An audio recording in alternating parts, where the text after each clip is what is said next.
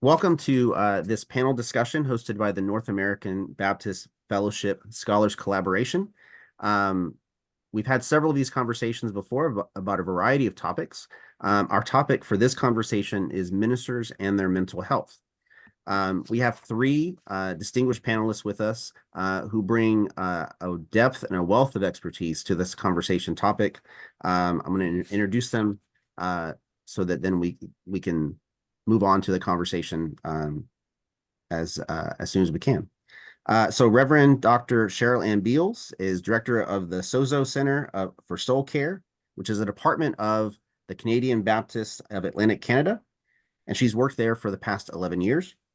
Before that, she was senior pastor of Victoria Road United Baptist Church in Dartmouth, Nova Scotia. She's from the historic Black community of Cherrybrook, Nova Scotia. She's also a spiritual director, a former counselor, and works mostly with pastors in the area of spiritual formation and wellness. Cheryl Ann, thank you for being with us today. Reverend Dr. Eileen Campbell-Reed, visiting associate professor of pastoral theology and care at Union Theological Seminary in New York City. Actively involved in research about clergy and their wellness, including the recent Learning Pastoral Imagination Project, which I'm sure she'll mention a few things about in our conversation, and also founder and host of the 3-Minute Ministry Mentor, which is aimed at connecting ministers who are in practice to both research and resources for a healthy ministry. Eileen, thank you for being with us. Absolutely. And then Reverend Dr. Doug Dickens, professor of pastoral care and counseling at Gardner-Webb University School of Divinity in North Carolina, where he's been serving since 2000. He teaches courses in the area of pastoral care and counseling, maintains a limited pastoral counseling practice, has authored books and journal articles on this topic, and is trained as an intentional interim pastor, which may prove to be a helpful kind of experience for this conversation as well. And for those who have not been introduced to me before, I'm Derek Hatch. I serve as professor of religion and endowed chair of Baptist studies at Georgetown College in Kentucky. I'm also the coordinator of the North American Baptist Fellowship Scholars Collaboration.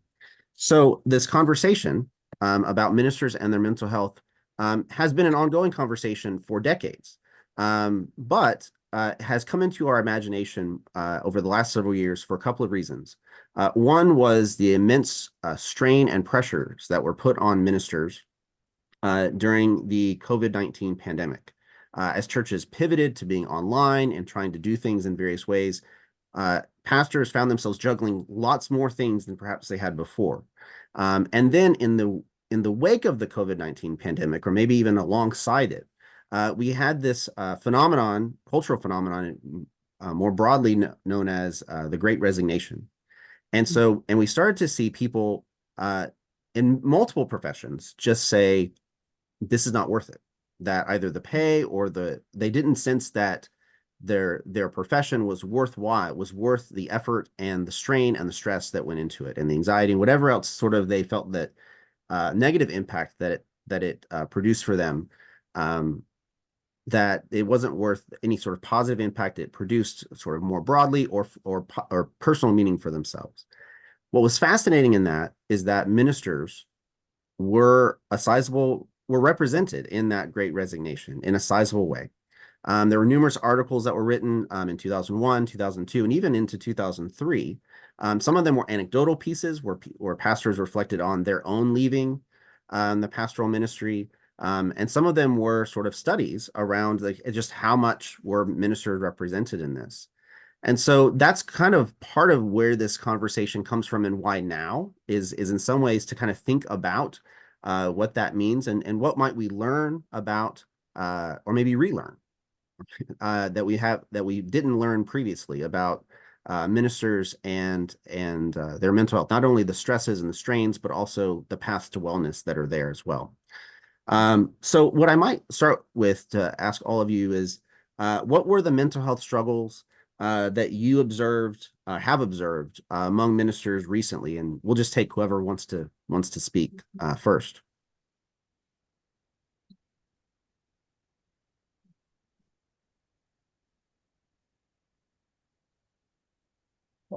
I, I think I'm going to kind of gerrymander that question a bit just to say how I connect into this in terms of my experience as a pastor, um, not just years ago, but even now.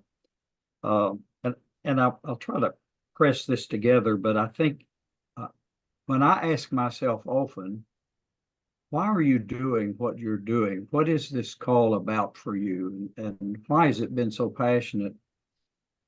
In my background, my mama was bipolar when I was growing up. My daddy was an alcoholic, and 7 years of early childhood were spent in a children's home. All of those things affecting how I developed self and who I was. When I was out of college and out of seminary with my MDiv a long time ago, I was campus minister at a Baptist university in Arkansas, and the pastor of First Baptist Church and I became best friends. I watched his family life deteriorate. I watched his emotional health just like go out the window. I saw him lose his marriage, his ministry, um, and that made a real impression on me. I began to look around at other ministers that I knew, even though I was just on the early side of starting. And it just seems to me I saw a lot of pastors who were having problems. So when I went back to the seminary to work on a doctorate, I knew that I wanted to do it in pastoral care, and fortunately was blessed to do it not just at a Baptist institution, but at with a psychology department at Texas Christian University. So nearly 50 years ago, I wrote my doctoral dissertation on stress in the life of Baptist pastors. There was only one other dissertation at the time that I could find related to that. And I'm sure that part of that writing came out of my own inner attempt to want to understand me as well as my friends. Um, when I was a pastor, 3 times over about 8 years, I went to the hospital thinking I was having a heart attack, only to finally be told by uh, one of my psychiatrist friends, Doug, you need to take a look at how you're handling stress in your life as a minister and as a person. You need to take a look at how you're taking care of yourself or not taking care of yourself. Though that experience was years ago, there's not a day that I get up that I don't think about the pressures of what it feels like to be a minister. I will say that I'm a hail fellow well met. I'm an extrovert, but I've met depression on my road a few times and learned how important it is to take care of the mental health of myself, not just the people that I'm seeing. So I just say that this topic has a life in me that goes back for years. And so I'm grateful to be a part of this discussion as someone who is as interested in how I care for myself now as I am for how we talk to other people about how they can care for their self and be healthy. Thank you, Doug.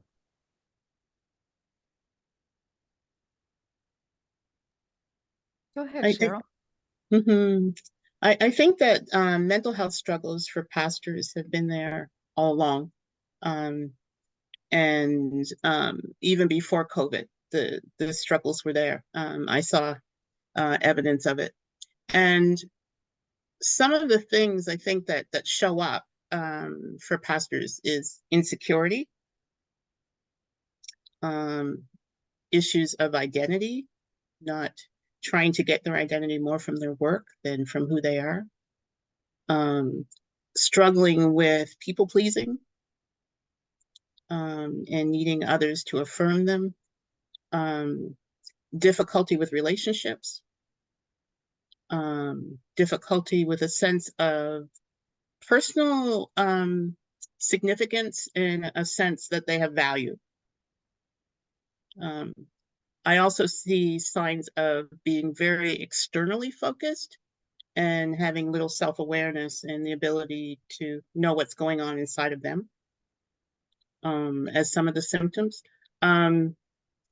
Others, when leaders start to avoid having significant relationships, and they tend to have more superficial relationships, when you see them getting busy and doing things to avoid people, actually, then, you know, those are some of the challenges that I've seen. But definitely the struggle with, if I was to sum it up, I think the struggle with being human. I see a number of our leaders that don't want to accept their humanity, that they have limits, that they struggle like anybody else, that their humanity means that they're not perfect, that they need to grow and change like anyone else. So a huge part of this, I think, comes from just not being able to accept themselves. That was to summarize it. Thanks to both of you for your observations, both from your personal experience and from your work with ministers. Like you all, I have some of both of those to draw on as well.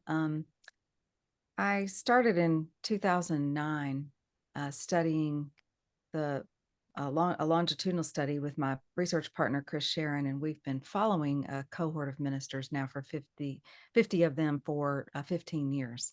And so when the pandemic began in 2020, those early weeks, if you remember, we were like, oh, this will be a few weeks, maybe a month. And when it got to be June, this time 4 years ago, we were like, oh, well, this is not going to be a few weeks or months. So we better check in with our cohort in our study and find out what's going on, how they're doing, because it doesn't look like anybody's doing very well. Certainly there were those surprising delights that happened during the pandemic, being home with your nearly adult children, having lots of walks and making bread. And, those things were happening.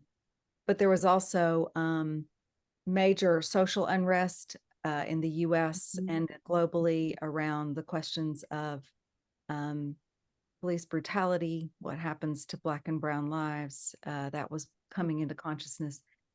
Churches themselves were having major conflict over what to do, what not to do. Should we go back? Should we not go back? Et cetera, et cetera. We could see a lot of things were unfolding. So we launched a survey in June. That survey that we launched in June of 2020 took a snowball effect. We eventually used that survey and personal interviews with small groups over the next 2 years to collect a lot of data about how pastors and a large group of lay leaders were doing through the pandemic.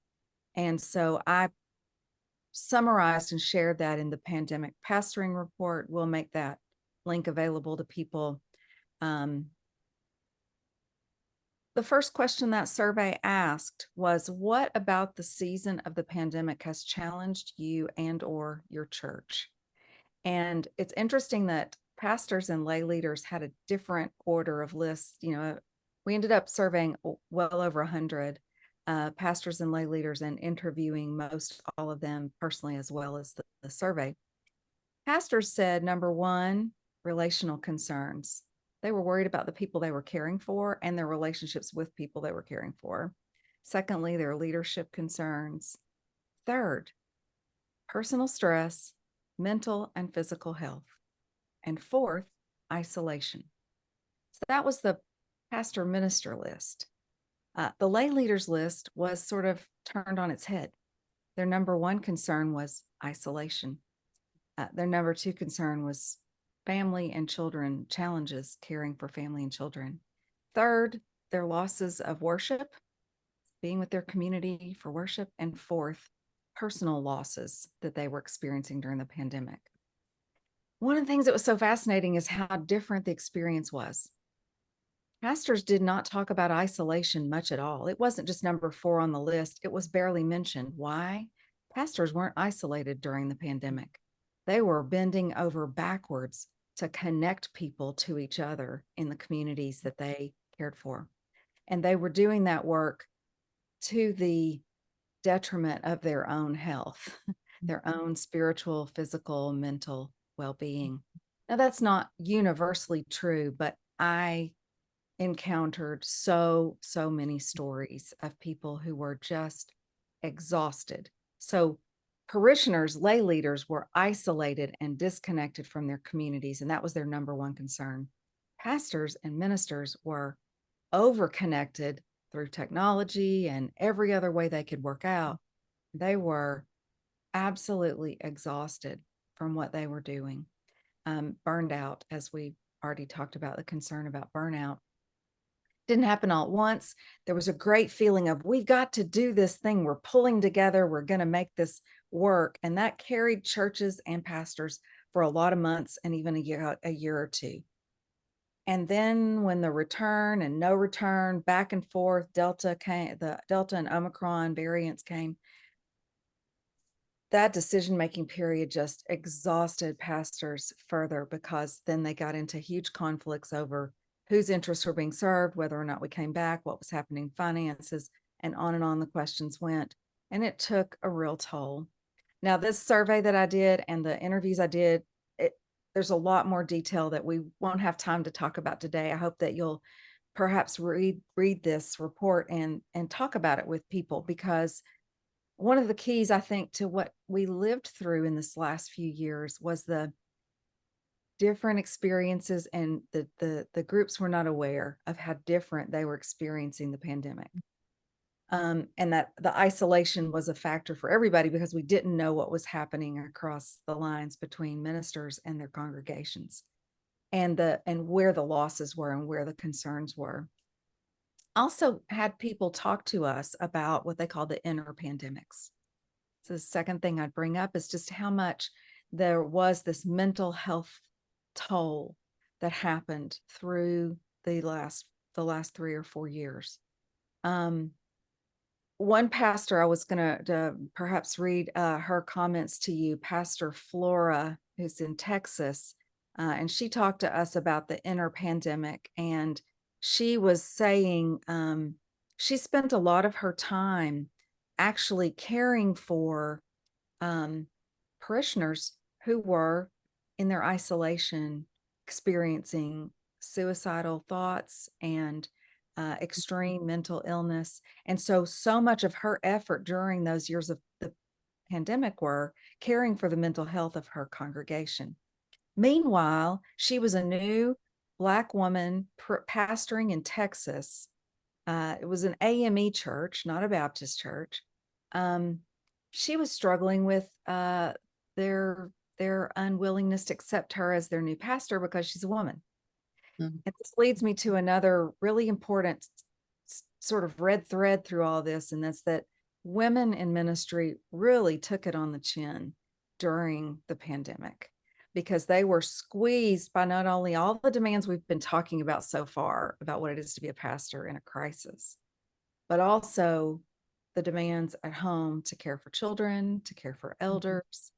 And 4 women in the study I did, 4 out of 100, and that's like a lot. About half of them were women. So then 4 of those pulled away from ministry altogether during this period of time. Now, some of them have made their way back, but that was not the story that we were getting from men. Not to say it didn't happen eventually. I think it did, took a little longer. But the immediate stress and toll on clergy women was higher than we really know. I could talk for a long time about variations on these and many other topics, but I want to mention one other right now that showed itself more fully 3 and 4 years after the pandemic. And that's the idea that I've been writing about called vocational grief. It's not a mental illness, but it's a stress and a strain that often doesn't have a name. It's a feeling of loss about one's vocation, and it can take many different kinds of forms. Pauline Boss, psychologist, coined the phrase ambiguous loss a long time ago. It's a loss that's there, but it's not a clear loss, like a person died, was buried, and is gone. But it's a loss that we feel nevertheless. Can be when there's a divorce, or she writes a lot about wartime losses that people experience. And they're sometimes traumatic, but not always traumatic. There are losses that we feel when someone is there but not there, or not there but yet still present. And it's not just losses with people, it's also with our jobs and with our roles in life, and with our children and other, the kinds of losses that we experience that are ambiguous mean it's hard for other people to see what we lost. Yet the feelings of grief are just as real and just as demanding. And so when I began to write about vocational grief, people came out of the woodwork with stories about how they were grieving things they had lost through the pandemic, with the decline of the churches they were serving, with higher education, which is what most of us are a part of. And the list just went on and on and on of the kinds of griefs people have around their vocations. And I think until we pay attention to grief and really attend to what it's cost us and how we can learn to live creatively with our griefs, other kinds of mental illness will keep appearing because we haven't attended to that more basic kind of care for our losses. The concrete and clear losses of the pandemic, the ambiguous losses of the pandemic, and the vocational grief that many ministers and lay leaders in congregations have experienced over these last 3 or 4 years. Those are things I would really notice and want to highlight in whatever conversations we have. Thank you, all of you. Those are just to start the conversation, just great observations about, our personal backgrounds, but also sort of what we've seen in the world. I mean, even though this is not my area of expertise, it also is, I've known people, right, that have who have made these decisions, and in some cases, from my perspective at least, it's shocking, right? Because this person that, like you said, you saw them as they're going to be a minister, and they were sort of connected to this, and it would take sort of God calling them in another direction, but they're not saying God's calling them in another direction. They're saying, I can't do this thing that I feel called to do at the same time. And there, there's a, like you said, Eileen, grief and really a burden that's sort of connected to that. We've mentioned burnout a couple of times here, and I know that perhaps some of that may come up, and that may be sort of an old, sort of well-trod ground. But if for people who might be watching this, and this may be the first time they've sort of witnessed or been part of a conversation about mental health, maybe it's helpful for us to say a few things about what are the signs of burnout. What does healing look like from burnout? And then even like sort of what are the signs of burnout farther upstream, sort of the early warning signs, if you will, from your expertise, from your research. What are the things that, if I were a minister, or if someone else is watching who's a minister, that would be a sign that like something like burnout is either here or it's on the horizon? Yeah, I'll speak to a little bit of that and let my colleagues join in. I think that withdrawal and disappointment for how my ministry is going is something that people who are experiencing burnout, which ultimately what burns out is something more spiritual. It's greater than just physical fatigue and stress. It's the loss of something deeply spiritual that affects our calling. but the disappointments that we feel, withdraw from, feeling overwhelmed by what I call a lot of little its, communication begins to shut down. People pull away, may spend more time watching NCIS or something on television and just deconnecting from things. A sense of being overwhelmed, and then the physical stresses that go with this. I think burnout, again, a spiritual problem. Burnout never killed anybody.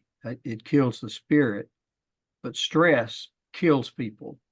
It affects the body. Burnout affects the spirit, or more I speak even to say our soul. Not that I'm practicing a Greek point of view here, but these are the little things that I begin to see, and I hear from pastors and ministers when they come to talk to me about what they're feeling. I'm trying harder, accomplishing less. It seems like nobody notices, and ultimately winds up where does what I'm doing even make a difference? And if it doesn't, why am I still doing it? Let me hush and step back and I see other heads nodding to this, so let me let y'all speak to this. Sure, I'm happy to. Just this morning, the day we're recording this, I released an episode of 3-Minute Ministry Mentor in which I'm interviewing Reverend Callie Swanlund, and she's just releasing a book tomorrow, May 7th.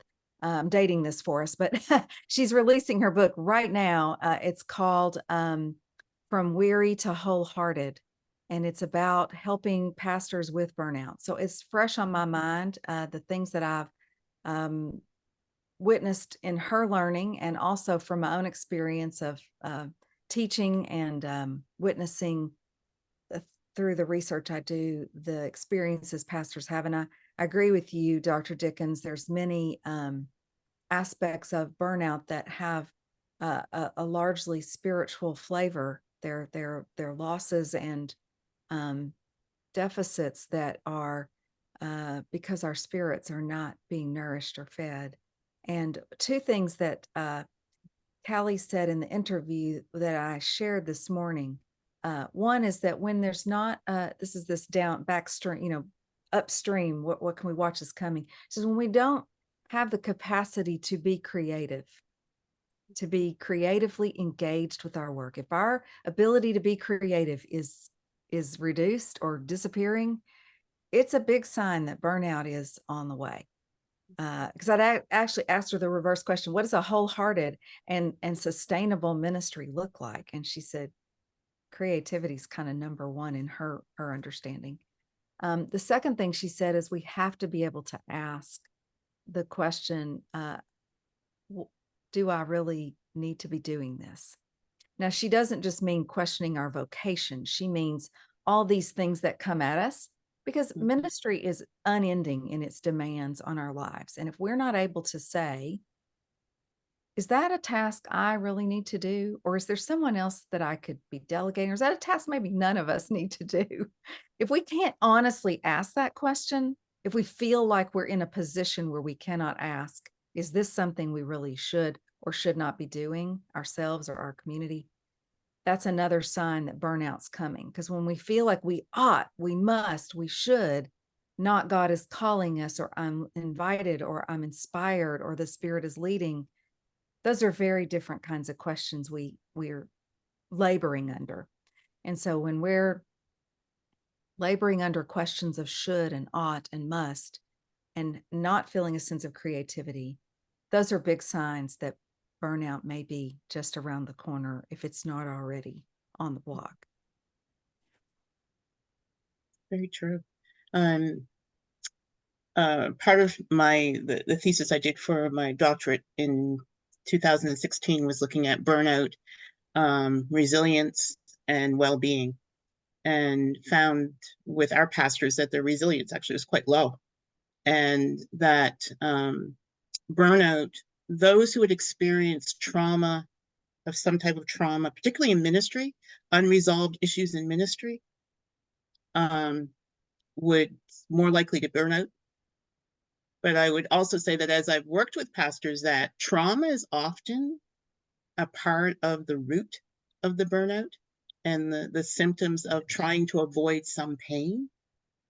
And so the working without boundaries, the needing to always be busy and all of that usually comes from some pain that hasn't been identified or hasn't been dealt with. So trauma is a real issue for our pastors. And it is the root of a lot of things. They're carrying a lot of pain that's unresolved, which can bring a lot of grief and can bring a lot of behaviors that lead to burnout.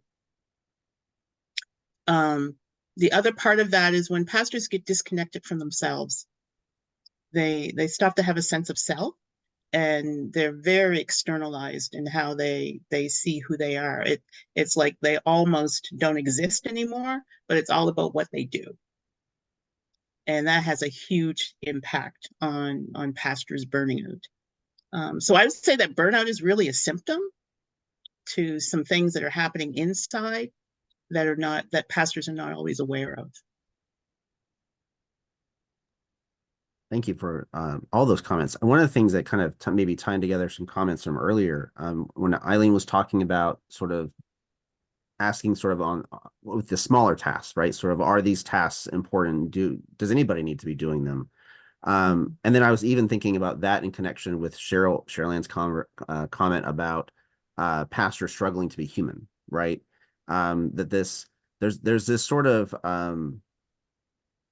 I guess maybe an aura around a sort of pastoral vocation that sort of says that, well, I'm exempted from those expectations of being limited and finite and having to exist in a certain place and certain time and only being able to do certain things, but also this everything is important, right? That aura also says that like all these tasks, right? They're all important because they're all church things, right? I mean, there's a sense that there's a sense that like we may have known, all of us have known folks, I imagine, that sort of had a hard time sort of seeing themselves not being present at a church at a certain function because they're like, if I'm not there, then it won't happen. It won't go off the way that it needs to. And we have names for that, but I mean, they're not necessarily they're not saying that like they're the only one that does anything, but they feel like they can't not be there. And there's a sense that, I mean, maybe there's some threads that kind of connect things together there. I mean, the idea that, I mean, burnout is sort of the what we talk about and what we're trying to avoid. So I guess I want us to turn in a moment to talk about congregations, because I do think that there's an element here, and Eileen even touched on it earlier about sort of what do congregations see and how do they understand this, because building that bridge seems to be very important. But it seems really silly to leave ministers hanging here if we're talking about the signs of burnout, and to not talk about things like good practices of self-care. What does that mean? Even spirituality here, I mean, connects here in a way. Like, what is it that pastors and ministers should be doing on a regular basis, both in terms of their spiritual lives and in terms of caring for their mental health, that don't necessarily inoculate them from these mental health struggles, but perhaps make them more resilient, to borrow that word. Is there something that comes to mind here, maybe several things that become really maybe crucial or helpful? Well, it's one thing that I think about is their image of God. If you really want to, if you, pastors often see God almost as a taskmaster, and that they have to be busy and doing all these things, and almost to that God is this taskmaster, and they've got to be often always busy, and that's destructive because it doesn't allow them to rest, and it gives them the sense of they're not measuring up. They're not doing all that God's called them to do, so they're not living up to their calling. And so that just snowballs into anxiety and a sense of just not measuring up to who they should be, and which creates a lot of problems. So one of the things is questioning and being aware of what our image of God is. and for leaders to really have a sense of how do they see God and how do they think God sees them? I mean, sounds pretty basic, but it can have an incredible effect. My experience is seeing pastors come to terms with, well, I guess I really don't feel like I measure up, because I don't really feel God's happy with me. And then to start to look at, where's that coming from? That's causing you to be driven, so driven. So that's part of it. Also realizing what their expectations do in driving them, the expectations they have on themselves. There's expectations of the church, but often it's the pastor's own expectations that are causing the most damage. So that awareness is huge. Awareness of self and awareness of how they see themselves in the eyes of God. Can I speak to that from the standpoint, both to churches, which is where, Derek, I hear we want to finally turn to in a minute, but I want to speak to it from a relationship of seminaries and divinity schools. And I hope to be a kind critic, since that's where my wheelhouse has been for years. Most seminaries really need to attend more to helping the ministerial student to know herself or himself and to look at oneself carefully. Nearly all of what we're talking about, it's hard to address if, and ironically, it's not just Judeo-Christian thought. I mean, it's Greek philosophy, the know thyself, if I remember, was written on the temple at Delphi. But little courses in field education, I don't mean to diminish them, or even, and I'm grateful for seminaries that require even a unit of clinical pastoral education or a spiritual direction or something that drives us to reflect on ourselves from birth to where we are, looking at how life has shaped us. I just want to be a critic of that from which I make my living by saying,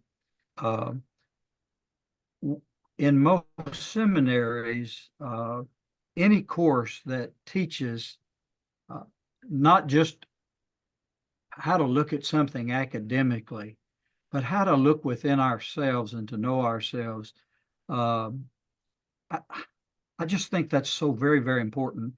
And some of us have been saying this for 50 and 60 years, but as the pressure of seminary curriculums being shortened and people looking for quicker, easier degrees to get into ministry, this is one of the first things that go. So I want to be a critic, saying all of us, I think, should be concerned about teaching self-awareness. I think almost everything we could talk about in the stressors of church ministry have some root in that. And I think instead of just going on, well, let me just, I said one other thing about the church.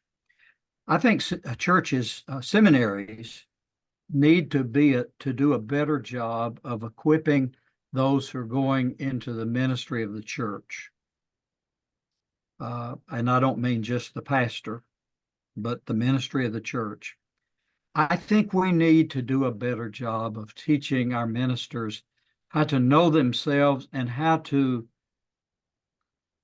we ought to know how to exegete Luo, but we ought to know how to exegete Louis and Louise too, out there in the churches and not in the churches. And we need to teach our ministers before they get out into the church. How can you be clear about expectations, what they expect of you and what you expect from them? And how can we help educate churches to know how to have meaningful discussions with ministers that are not all around the world, but are specific to this congregation? Let me just put a period there and sit back for a response. Oh, we need to have a very long conversation about all of this, don't we?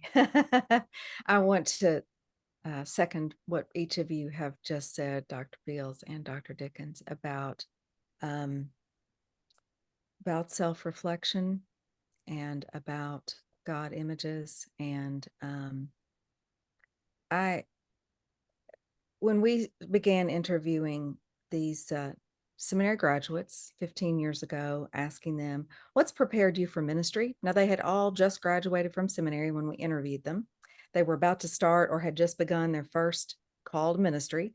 Some pastors, some chaplains, some ministers in other kind of non-traditional settings. There was a real, range of things. It's ecumenical, so there's about 29 or 30 different denominations who are part of our study. The number one answer about what prepared them for ministry was clinical pastoral education, CPE, because it teaches practice, self-reflection, and how to be learning what you're doing in practice. It's not just what you learn in your head, it's what you need in your whole self. Seminaries we're so defined by our guilds who want us to teach how to interpret scripture or how to understand history or our guilds really demand that of us. But our audience, our students who are becoming pastors and chaplains and ministers and activists, they ask us to teach them how to become people who serve a different life world, not our guilds. And so we have to live constantly in that tension. And it's one of I call it my subplot. My subplot is always to ask my colleagues in theological education, what are you doing in your classroom, whatever you're teaching, to prepare the students for living and leading in the world where they will live and lead? And that means asking, what does this matter to them and to the people that they will care for and lead? One of the ways we have brought that down to a kind of shorthand, well, for one thing, to say, in the book that I released 3 years ago this month, I can't believe it's been 3 years ago, 2021, so right in the middle of the pandemic, 50 different ways we learn and practice.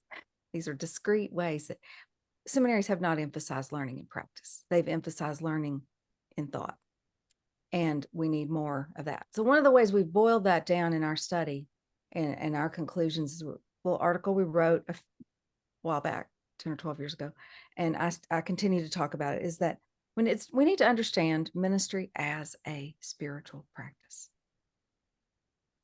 Yes. Not spiritual practices to make us better ministers. No, ministry itself as a spiritual practice. And then we're not CEOs or taskmasters, as you said, Dr. Beals, God, the taskmaster, and then we become, the task doer.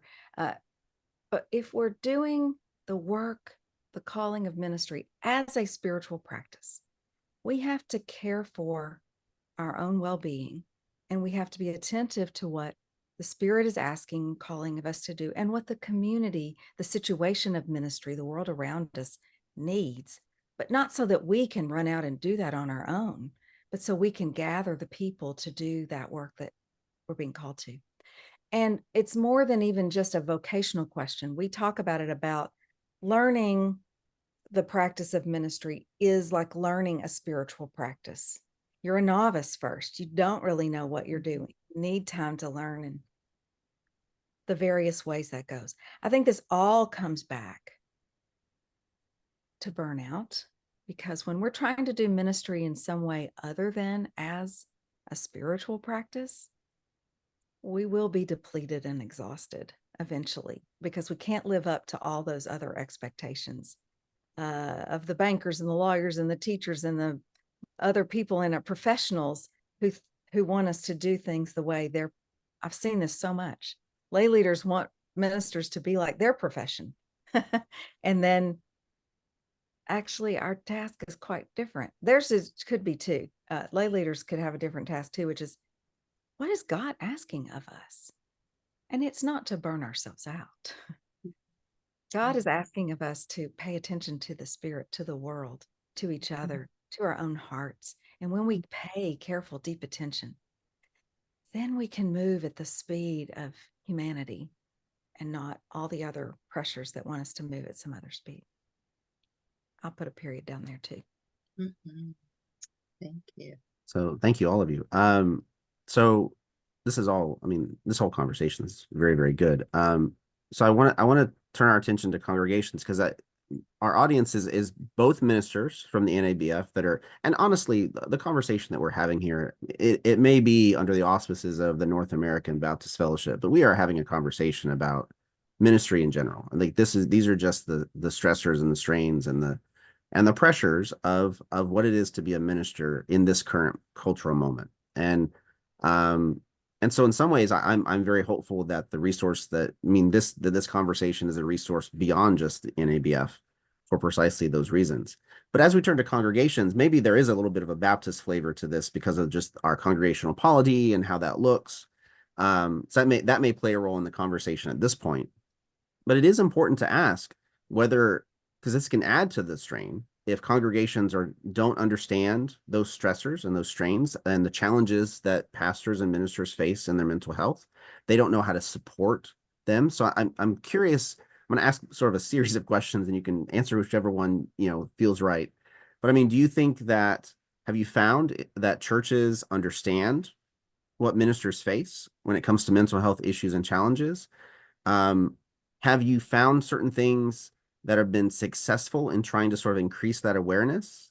And I mean, what should we? I mean, Dr. Dickens a second ago talked about teaching congregations. So how do we teach congregations about ministers' mental health and how to care for that? I think a lot of our conversation lately has been about how pastors minister to the mental health of their congregations, which is important. But how do we flip that on its head so that where congregations can care for pastors' mental health as well? One of the challenges Baptists have is that in our polity, we don't have a lot of structure around what we do outside the church, the local church. Now, might be a little different in Canada. Dr. Beals, you might speak to that. And American Baptists have a little more structure. They have an area minister and a little bit more accountability. But largely, Baptists don't have a lot of external accountability or oversight of the well-being of ministers. Free church traditions have this problem beyond Baptists, but Baptists certainly have this major concern. And so it falls then to each congregation and each staff, crew of staff or a solo pastor, to try to put something meaningful in place to educate, care for.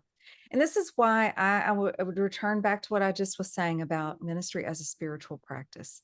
Now, that's not completely unopen to its own problems or potential pitfalls. But when we're doing ministry as a spiritual practice, we're not constantly trying to meet some expectations that don't have much to do with church or what God might be calling us to do. So that's one thing I would say. Another is, when I did this report, the pandemic pastoring report, we urged people, and we even created curriculum to go with it, to get lay leaders and pastors talking to each other, pastors meaning all church staff, talking to each other about their different experiences of these last few years, because it became so clear we didn't have the same experience. And that living over here in my silo, thinking you're just having the same experience over in your silo, just doesn't help anybody. So taking time to sit down together and talk honestly together is really valuable. And do that with a resource, or just do that during prayer meeting on Wednesday night.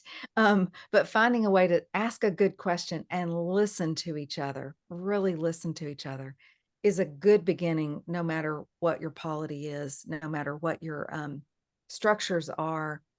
And I think I was educated in college and seminary in a way that put me in an antagonistic relationship with the church before I ever got there. The idea that I was going to know a lot and they really weren't going to want to hear too much of it because it was going to be upending or threatening to their way of being. So I think at the seminary, going back to what you were saying earlier, Dr. Dickens, if we go back to the seminary level of education, one of the things we can do is to stop perpetuating that divide between ministers and lay leaders in such a way that it's antagonistic and as if somehow we're doing different work. I mean, we do have different roles. I don't want to, that's not totally true that we're not doing different roles. And people who are on staff are getting paid to wake up every morning and think about the church. But we should have a shared sense of what we're doing. These are our best partners. And that divide is one of the things I'd like to see us do more to overcome. Then we can be more frank with each other about what we're struggling with. And it's not a one-way relationship with a pastor always being in the role of taking care of everybody else and not themselves. Because it's a dangerous path to be on. So I said too many different things there, but I think they're pretty relevant for Baptists of all stripes.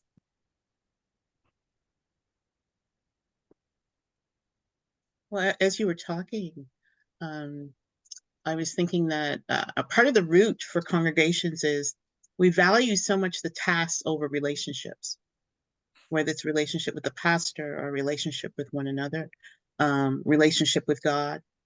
We've become very task-oriented, very program-oriented.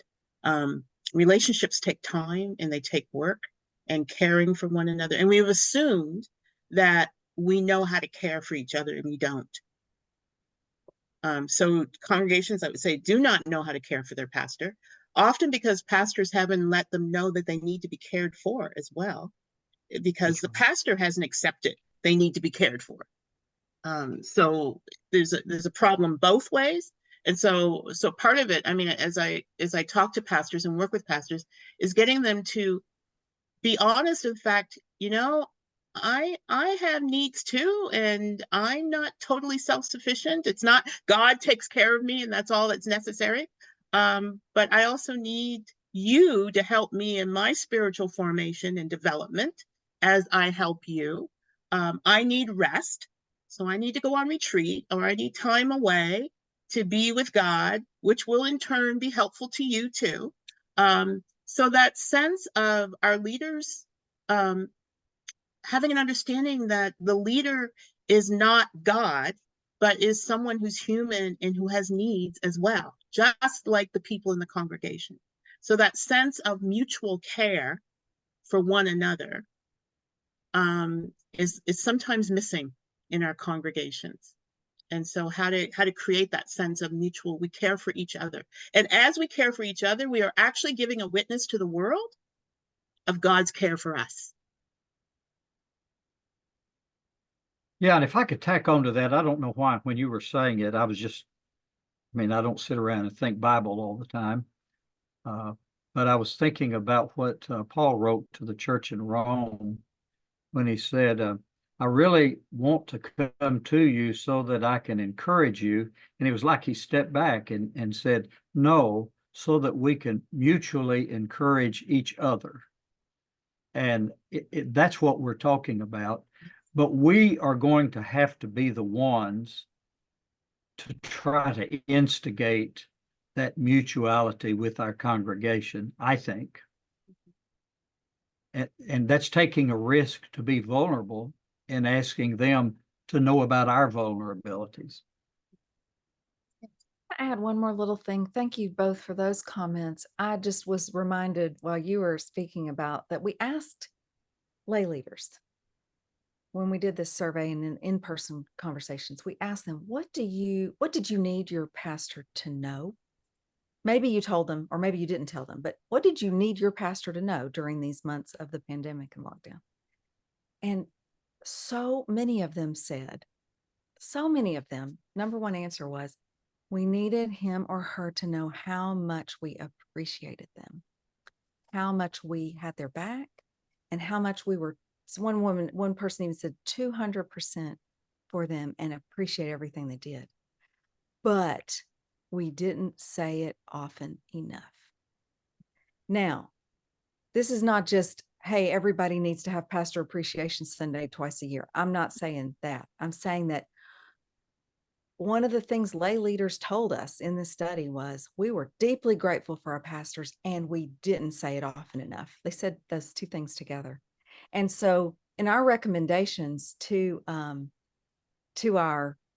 from this report, I said to people, you know, all around, let's work on living in our appreciation.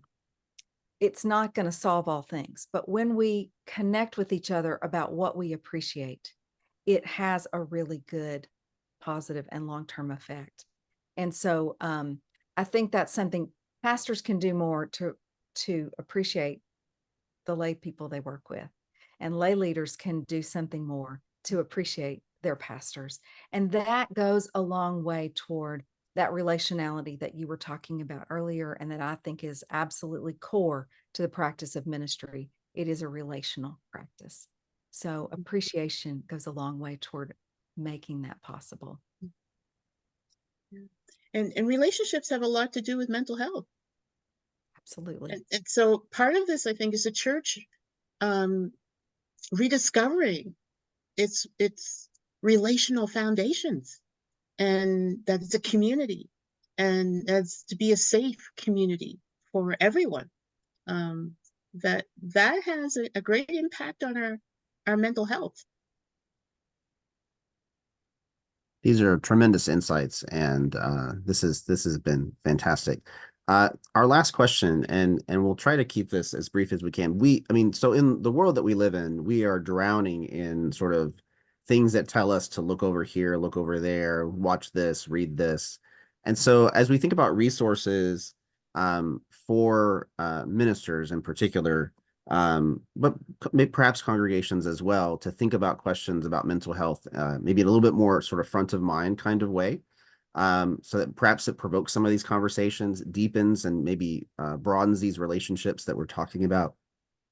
Is there one or two things, an entity, a resource, an organization that you would point ministers or congregations to? I mean, if there's probably like 50 that we can think of.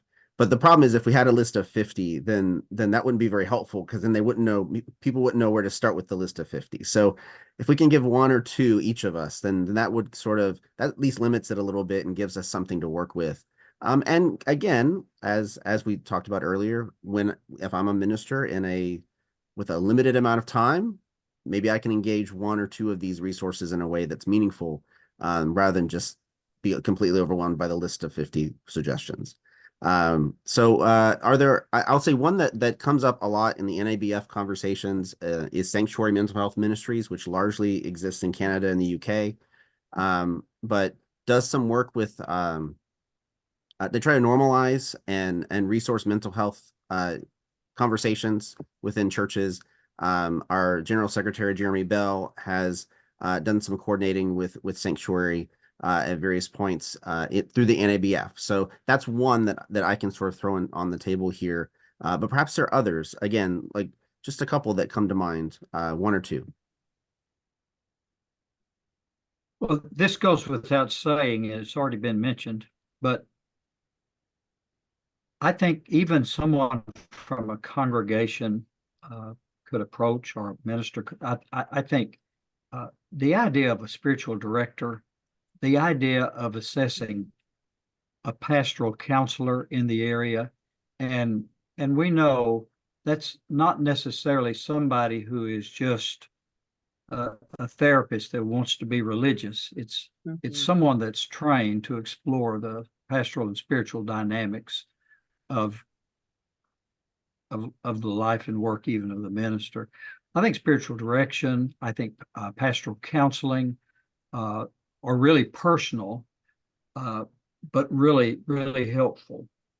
And many times in a local area, or within maybe 50 miles, you can find a specialist, a spiritual director or a pastoral counselor or someone. I'm big about recommending these both to churches that want to help their minister, and of course there are other organizations. I've referred pastors to go to a program that may last a month or 2 months, and have advocated for the churches to pay for their tuition for the family so they can recover. So, but these are obvious, and I'm learning something about some new places from you.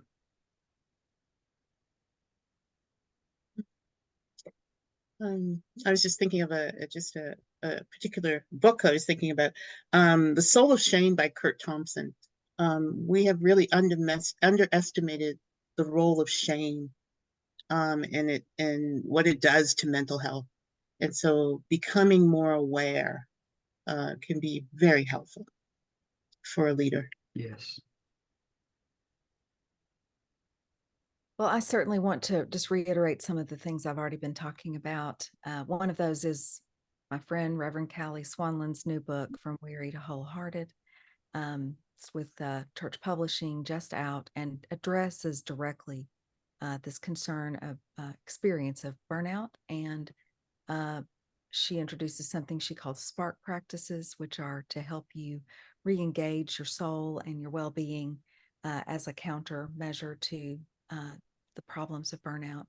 And then to just say that everything I do with 3-Minute Ministry Mentor has been to bring together education and inspiration for ministers. And we address mental health, as you can hear from my comments, on a regular basis. Please follow 3-Minute Ministry Mentor. We send you an email once a week. We cover a lot of territory. We didn't even talk about children today. Children suffered dramatically during the pandemic with their mental health, and teenagers, college-age students, and we've addressed that in multiple ways through our resources as well.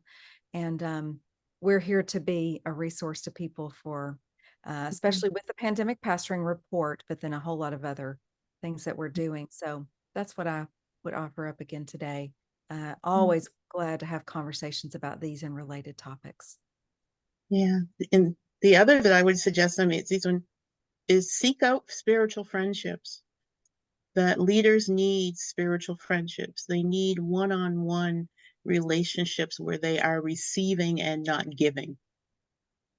And asking God to bring a spiritual friend, make a world of difference.